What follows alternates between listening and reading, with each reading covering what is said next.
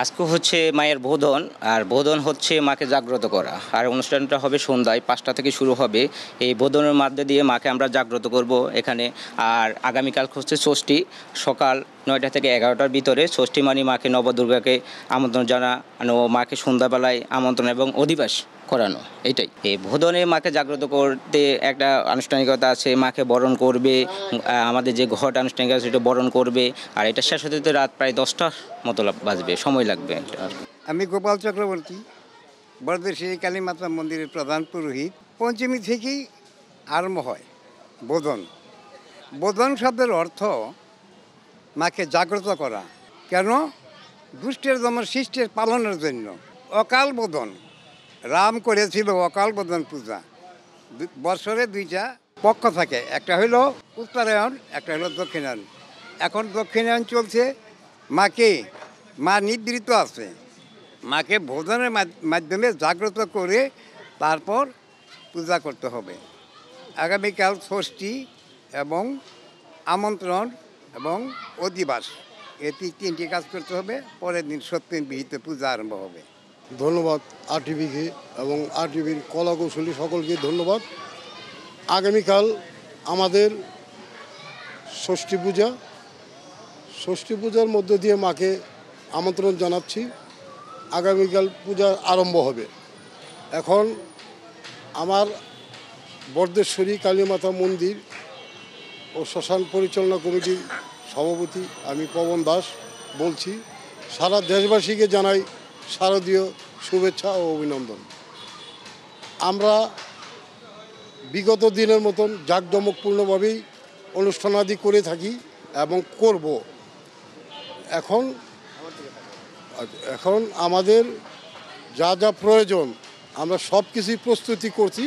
শুধুমাত্র আগামীকাল শুধু উদ্বোধনটা হবে, পূজাটা।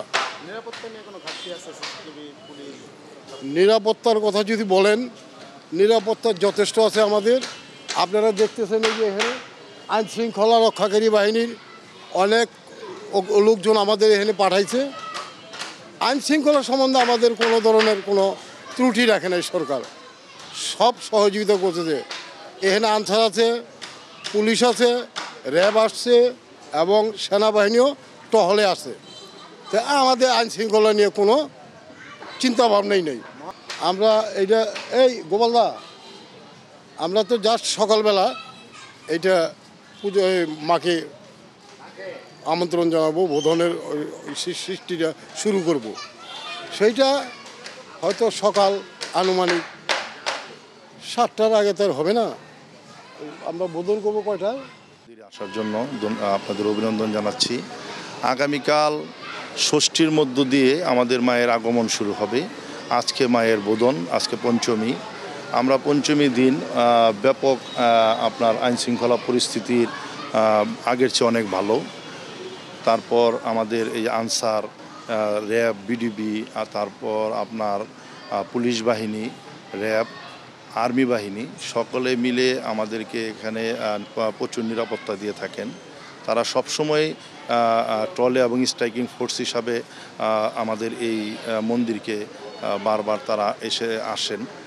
গতকালকে রাতে 3টার সময়ও র্যাবের একটা বাহিনী আসছিল আমাদেরকে খোঁজখবর নেওয়ার জন্য। তা আমরা আসলে সার্বিক পরিস্থিতি অনেক ভালো। আমরা এই অঞ্চলে নির্বিঘ্নে পূজা অর্চনা করতে পারি। আমাদের এখানে সার্বিক নিরাপত্তার ব্যবস্থার খোঁজখবর নেন আমাদের জননেতা মির্জা আব্বাস এবং আফরোজা আব্বাস। উনি সার্বক্ষণিক খোঁজখবর নিচ্ছেন ওনারা, যে আমাদের পূজা মণ্ডপটা কীভাবে পরিচালিত হচ্ছে।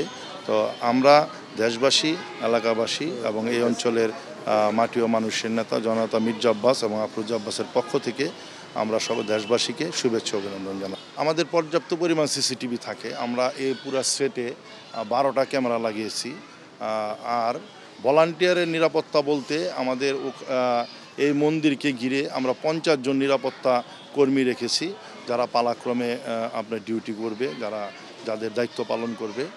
এবং স্বেচ্ছাসেবক বাহিনীরা আমাদের এই পুরা সেটটাকে, আমাদের এই পূজার যে মঞ্চটা তৈরি হচ্ছে সম্পূর্ণটা তারা দেখে শুনে রাখতেছে। পাশাপাশি আইনশৃঙ্খলা বাহিনীও আছে। আমার মনে হচ্ছে যে বিগত বছরে যে আয়োজনটা হয়েছিল তার চেয়ে অনেক বেশি আমরা মনে করতেছি যে অনেক ভক্ত সমাগম হবে এবং এই অঞ্চলে আপনার অনেক মানুষের ঢল হয় যে পূজাকে কেন্দ্র করে।